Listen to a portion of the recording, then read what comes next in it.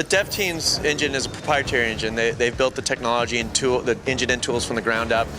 But I honestly feel we're setting up a new quality bar for visual fidelity. And I think when people start seeing some of the screenshots, people are going to think they're doctored. And when the game comes out, they're going to realize they're not.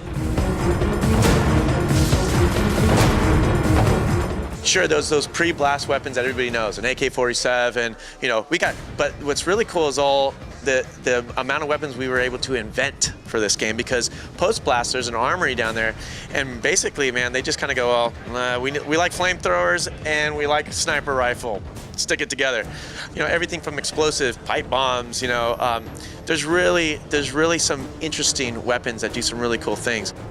So there's also these really cool stealthy types of weapons, throwing knives and darts and stuff to get around and sneak around. You can throw throwing knives at them in the back of the head and watch them drop silently to the ground. Even when you don't see them, the dark ones are there. Fear. The way you relate to the game world is awesome. So, for instance, you've got a watch that constantly tells you how stealthy you are. So there's these 3 lights on it, green, yellow, and red. Green meaning no one can see you, yellow meaning, hey, someone might be able to see you now, and red is you're pretty much gonna get seen, get ready for some combat.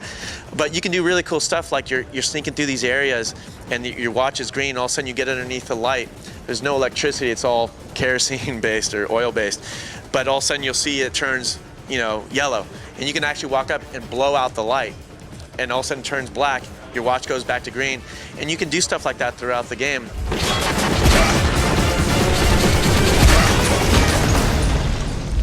The cool thing about those quick time events and what they do for any game is they really allow you to control the camera and really frame something and really gets a cinematic feel.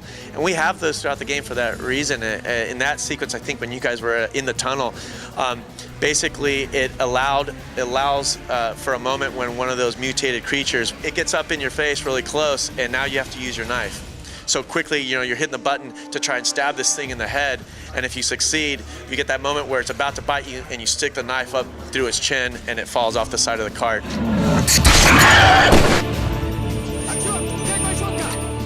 I think one of the biggest mistakes we've made in the industry over the years, and I've been around a long time, but is that everybody thought that complete, emergent, do whatever you want, blah blah blah, was actually going to make better gameplay. Why did linear and single player become a 4-letter word? It's just because that was the trend at the time. But what it really does afford you from a storytelling standpoint is it's a huge advantage. You really get to